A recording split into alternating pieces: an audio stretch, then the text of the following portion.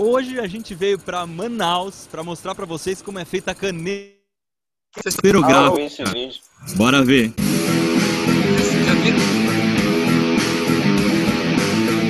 Eu já.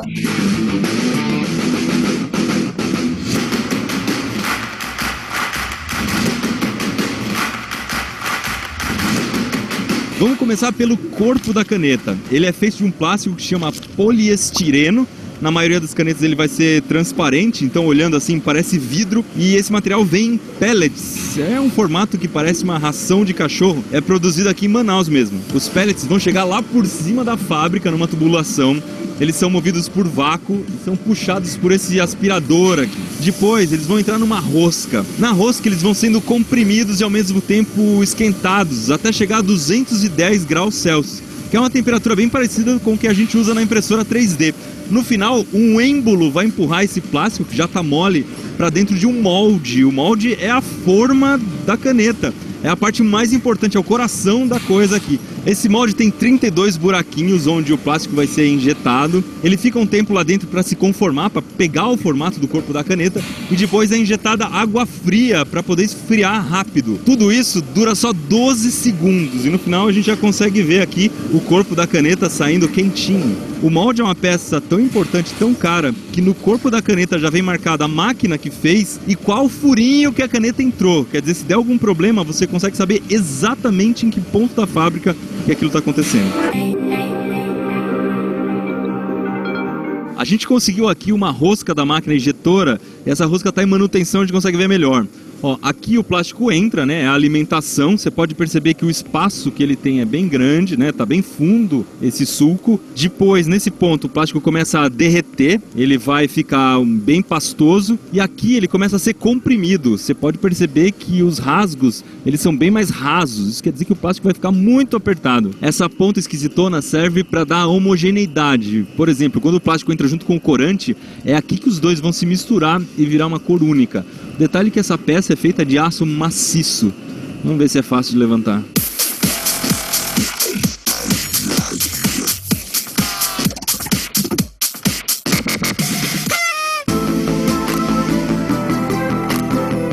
Toda essa fricção de plástico gera uma energia estática, que eu coloco o braço aqui e já arrepia tudo a uns 10 centímetros de distância. Tem gente que acha que o corpo da caneta é polido, por isso que ele é tão brilhante, tão lisinho. Não é não, é o molde que é extremamente preciso. Duas curiosidades sobre o corpo da caneta. Primeiro, que ele tem esse furinho, que é para não criar um vácuo parcial dentro da caneta e isso não deixaria a tinta sair. Então você tem que deixar o ar entrar para a tinta sair. E ele é hexagonal, tem esse formato que é para quando você estiver na escola ou no escritório, a caneta não ficar caindo de cima da mesa. Com isso você tem uma região plana aqui e ele não cai. Mais uma coisa que você consegue ver se olhar muito de pertinho a caneta é o ponto de injeção, ou seja, o furinho por onde o plástico entrou dentro do molde para formar a caneta. Dá para ver que ele é muito pequenininho, isso significa que é necessária muita pressão para conseguir empurrar o plástico todo viscoso para dentro do molde.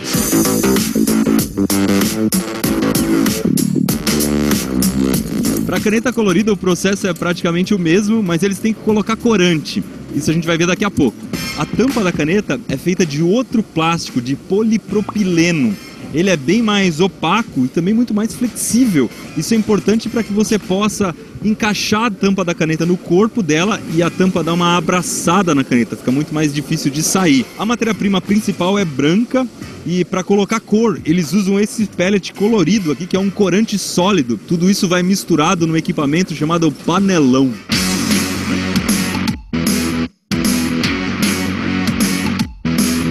Existe uma rosca aqui no centro da máquina que puxa o material que está no fundo e traz para cima. E isso faz com que ela misture tudo muito rápido. Olha, é um pouco difícil de acreditar que essa mistura aqui vai sair 100% vermelha. Com a quantidade de branco que tem, eu chutaria que seria um rosa bem clarinho. Vamos ver lá na máquina. A máquina que injeta plástico para tampa é praticamente a mesma do corpo da caneta, com a diferença que dessa vez você vai ter um molde de tampa que faz 140 tampas ao mesmo tempo. Olha aqui, no fim das contas ficou vermelhinho mesmo, não tem nada de rosa aqui não. Esse furinho na tampa existe para que se alguma criança engolir a tampa, ela não fique asfixiada, ela consegue ainda respirar por esse furo. E ao contrário do que muita gente pensa, ele não deixa a carga da caneta secar, porque a tinta já foi feita para ser exposta ao ar, não tem problema nenhum. Se a gente não tivesse colocado o corante, era essa cor aqui que a tampa ia ter. Essa é a cor natural do polipropileno. A tampinha que vai atrás da caneta é feita com um terceiro tipo de plástico que chama polietileno. Ele também é um pouco transparente, então para fazer essas tampinhas brancas, eles precisaram colocar um pouco de corante. Uma coisa interessante é que elas saem aqui do molde com tanta energia estática que elas querem subir pela parede da caixa. Como essa é uma peça muito pequena e tem que ter um encaixe perfeito, eles fazem um teste para ver se a peça não tem nenhuma rebarba, nada que atrapalhe na hora de entrar na máquina. Então as tampinhas são colocadas numa mesa vibratória, depois entram em fila indiana em direção a um canal. Esse aqui é o molde de injeção plástica da tampinha que vai em cima da caneta. Aqui a gente consegue ver por onde o plástico entra, bem quente aqui por trás, e ele vai ser distribuído por esses canaizinhos para cada uma das tampinhas que vai se formar. A gente consegue ver aqui um espaço côncavo, é ele que vai formar essa parte convexa aqui de cima da tampa. No outro molde, que é a parte que se mexe, a gente consegue ver o resto do corpo da tampa, essa parte que se encaixa na caneta.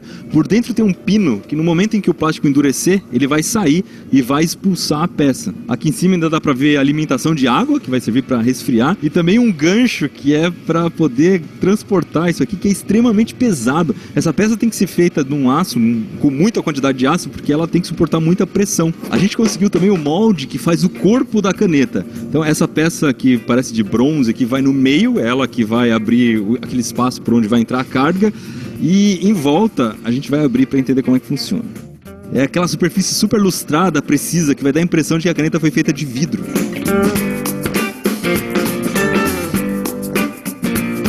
E é lógico que essa peça não trabalha sozinha, ela vai dentro desse suporte gigantesco que a gente acabou de ver, e tá todo mundo atrás da câmera aqui olhando pra mim com cara de desespero, porque se eu derrubar isso aqui no chão e riscar, a gente perde o molde, porque qualquer imprecisão que tiver aqui, qualquer furinho, risquinho torto, vai causar um vazamento no plástico que vai ser injetado aqui. Pode ficar tranquilo que eu não vou derrubar não, fechou? A última peça que falta pro corpo da caneta é o suporte da ponta. No modelo mais tradicional, ela é feita dessa cor bronze, e essa máquina que tá atrás de mim é capaz de fazer mais de 1 milhão de peças por dia. Uma coisa legal que a gente conseguiu ver aqui é esse resto formado pelos caninhos que vão injetar o plástico. Então toda injetora de plástico vai acabar formando também essa peça, mas isso não é jogado fora, tá? Nessa máquina que está atrás de mim, simplesmente quando isso aqui sai da máquina já é triturado e entra para virar plástico de novo. Então é 100% reciclado.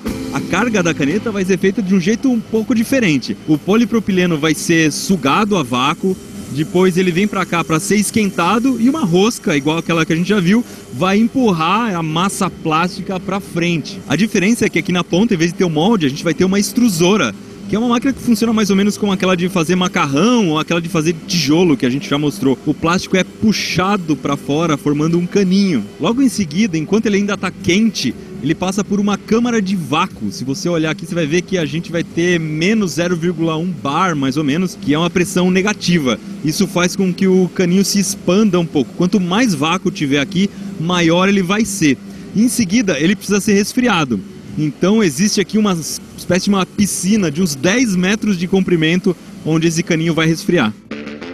No final, quando o plástico já endureceu, o diâmetro do caninho é medido a laser. E é lógico que eles vão fazer uma caneta de 10 metros de comprimento. Então, no final do processo, esse caninho precisa ser cortado. Isso é feito com uma faca giratória.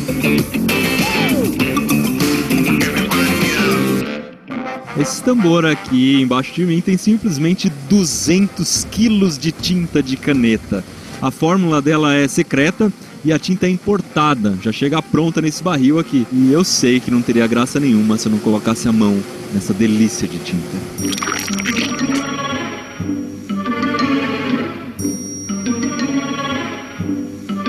Sabe quando a pessoa vai na plataforma de petróleo e pega o petróleo saindo assim do fundo do oceano? Estou me sentindo daquele jeito. A consistência é bem melequenta, bem oleosa, porque essa tinta é feita para não sair de absolutamente nada.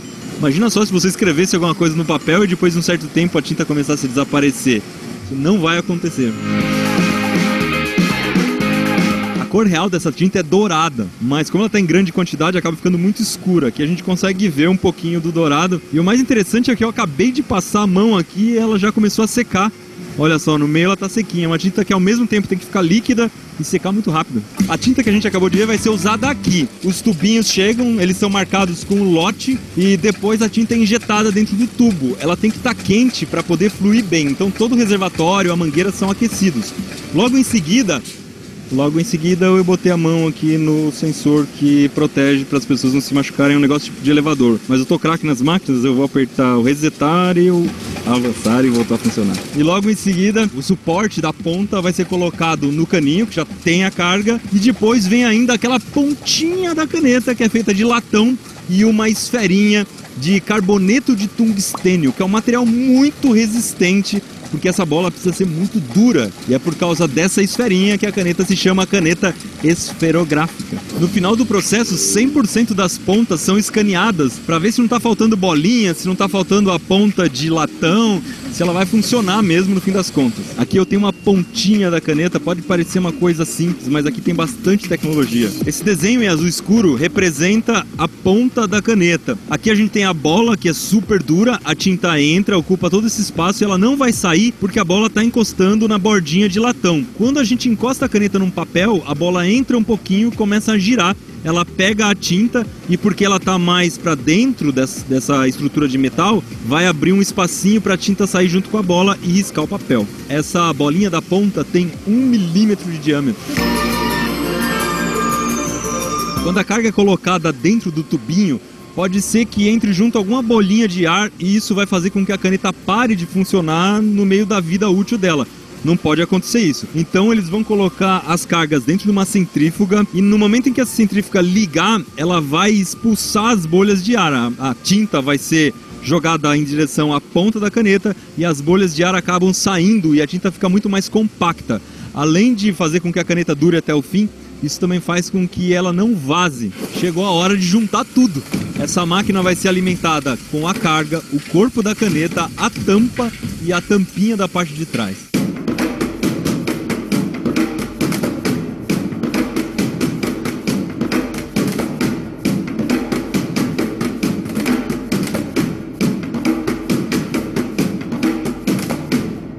Depois de tudo que você viu, a gente tem uma caneta que consegue escrever mais de 2 quilômetros. A próxima vez que você escrever uma carta de amor, você vai lembrar de todo o processo que você viu hoje aqui no nosso Bora Ver. Não esquece de dar o seu joinha, fechou?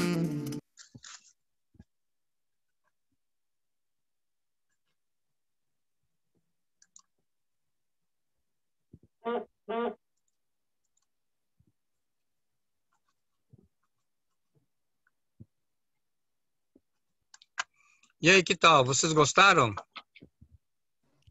Legal, Muito legal, eu muito fiquei bacana. até olhando para minha caneta aqui. Pois é, né? Muita tecnologia, né? E é feito tudo automatizado, né? E eu nunca tinha prestado Engraçado, né, atenção na bolinha que tem na ponta. Aí É. agora eu fui olhar, até botei a lanterna, assim, realmente tem a bolinha. É uma bolinha de tungstênio, tungstênio. Engraçado que a gente pega uma caneta Bic, teoricamente é uma caneta simples, né?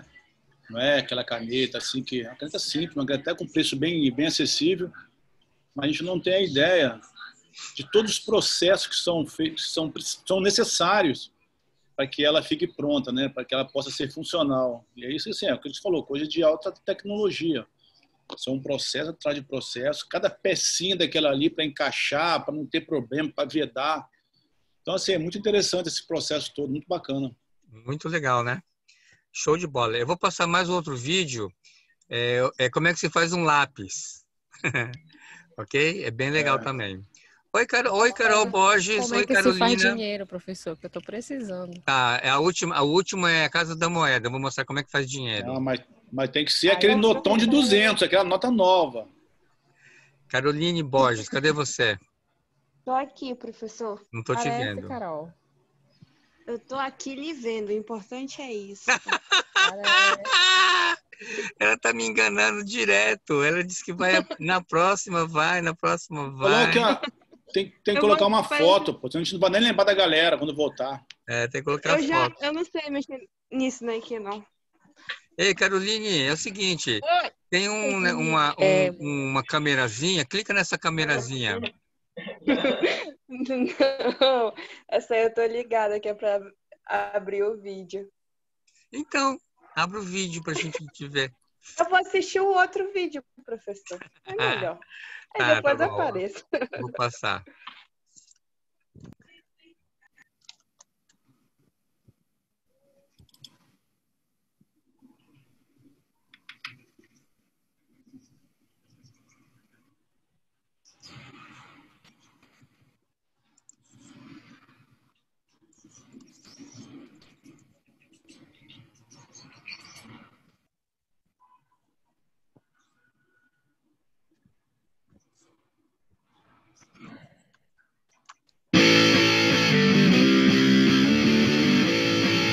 Você já parou para pensar como é feito um lápis?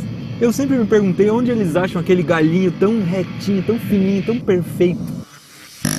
E para colocar o grafite? Furadeira? Depois tem que apontar. Se ficar um monte de gente com um apontadorzinho lá, deve dar uma tendinite do caramba. Para tirar todas essas dúvidas, hoje a gente vai ver como é feito o lápis. Estamos na estrada aqui indo para São Carlos, no interior de São Paulo, visitar uma fábrica de lápis. Bora ver.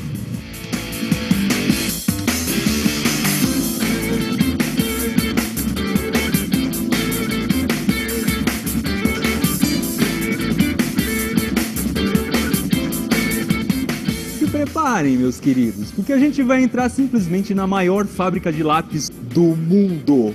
Tudo começa aqui, por incrível que pareça, esse pó que a gente está vendo vai virar lápis. Isso aqui forma a massa que vai se transformar naquela tinta que existe dentro da madeirinha que a gente usa para pintar os nossos cadernos. O trabalho começa misturando os pós e formando uma pasta. Os ingredientes são praticamente os mesmos do giz de cera e o resultado final parece um macarrão. Tem que secar bem para ficar duro. Esse cilindro fininho que vai ficar dentro do lápis. Aqui eles chamam essa parte de mina. Tudo isso que você está vendo aí vai virar miolo de lápis. O lápis sai disso aqui, desses retângulos de madeira. Esses 2 retângulos vão se transformar em 10 lápis. Agora eu quero ver como é que isso vai acontecer. Quando essa madeirinha entra na linha de produção, uma máquina faz 10 rasgos, 10 buraquinhos compridos e coloca ali um pouco de cola branca. É em cima dessa cola que entram as minas, a parte colorida do lápis. Também não tinha furadeira nenhuma não, é desse jeito aqui. A próxima etapa é tampar tudo isso com outro pedacinho de madeira, formando uma espécie de um sanduíche. Esse negócio precisa ser muito bem prensado e seco antes de passar pela etapa mais mágica da produção, a máquina que corta o lápis. Como tudo aqui é bem fechado por causa da segurança e da limpeza, a gente não consegue ver o sanduíche sendo cortado, mas dá pra ver o que sai na outra ponta. Isso aí já é um lápis.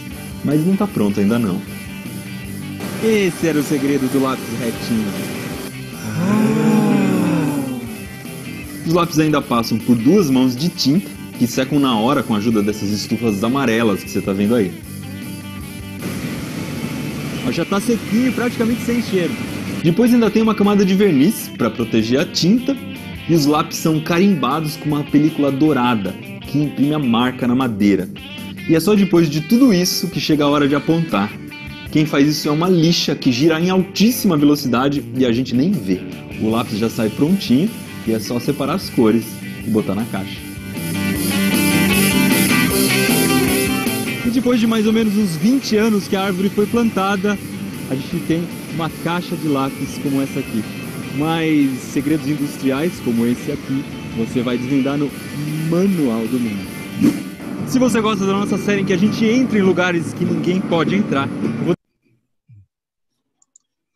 E aí, que tal? Gostaram? Legal, pessoal, bacana.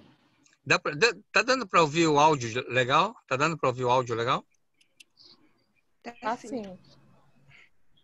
Então, a gente vê que mesmo o lápis também tem muita tecnologia. É tudo robotizado, automatizado, né? Agora eu vou mostrar para vocês como é feito o dinheiro, tá? Ok? Vamos lá. Já tô com meu papel e caneta aqui para anotar. Tá. Nota de 200. Vou até filmar.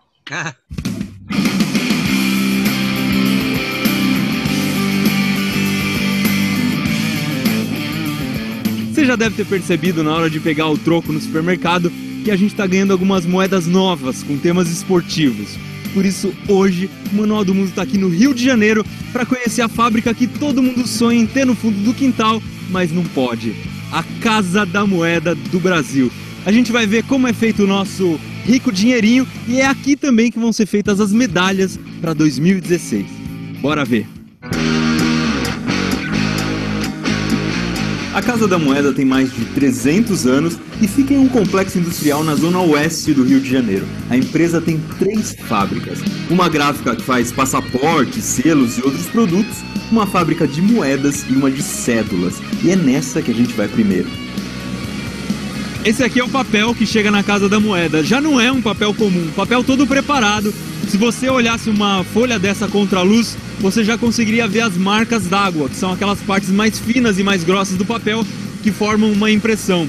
Esse monte de papel, que já vem colorido e com fio magnético, vai para uma impressora offset, que funciona de um jeito parecido com uma impressora de revista.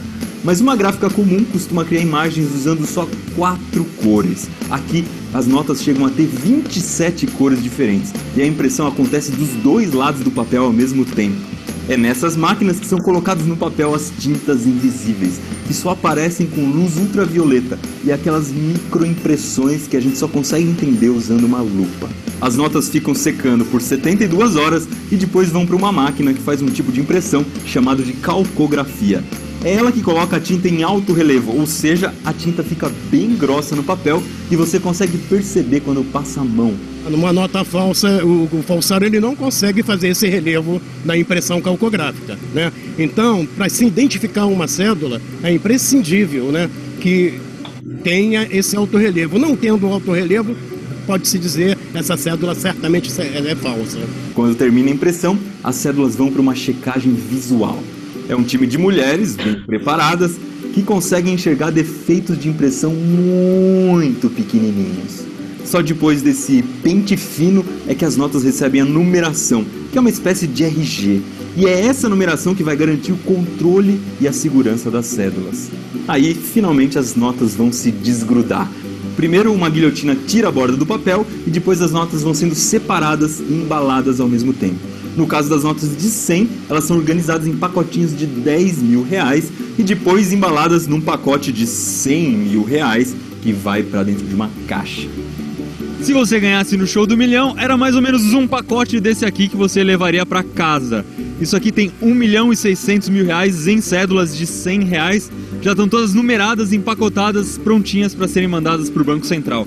A gente acabou de ver como são feitas as cédulas, bora ver como são feitas as moedas.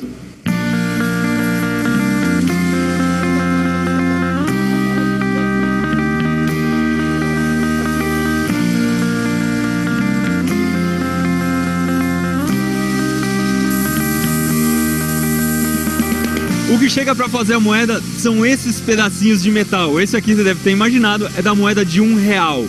É um núcleo de aço inox e na parte externa tem aço inox com uma cobertura de bronze. Isso aqui está completamente nu, não tem nada impresso ainda. Ele vai entrar por essa máquina e lá dentro vai acontecer a cunhagem, uma espécie de um carimbo que vai bater muito forte em cima disso aqui. Dentro da máquina, o que imprime as moedas são essas 3 peças aqui. 2 carimbos, que se chamam cunho, e uma virola, que é essa rodela de metal. Cada cunho tem um lado da moeda, um para a cara e outro para a coroa. E a virola serve para marcar as bordas e para a moeda ficar do tamanho certinho. Aqui você pode ver que já estão sendo produzidas as moedas com os temas esportivos. Quando os discos de metal entram na máquina, eles ficam com os cunhos embaixo e em cima e a virola em volta. Aí uma prensa de 75 toneladas faz o metal amassar e se encaixar no cunho e na virola. E é assim que uma chapinha de metal se transforma numa moeda. Dá só uma olhada ao que sai da máquina que cunha as moedas. Elas estão quentinhas porque elas acabaram de ser prensadas.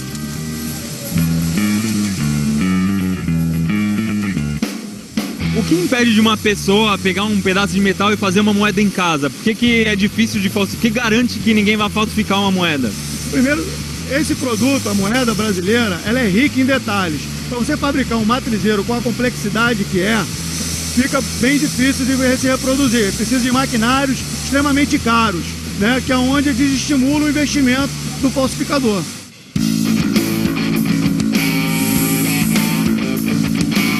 Quando as moedas estão prontas, elas são contadas por 2 sensores diferentes e depois são empacotadas.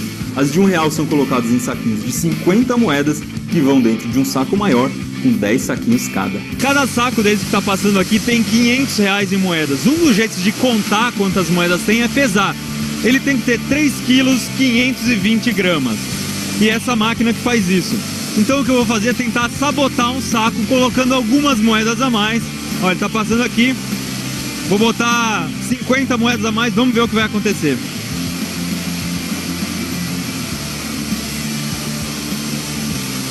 O saco de moedas foi rejeitado. Esses sacos ganham selo e depois um robô coloca 8 de cada dentro de uma caixa de papelão.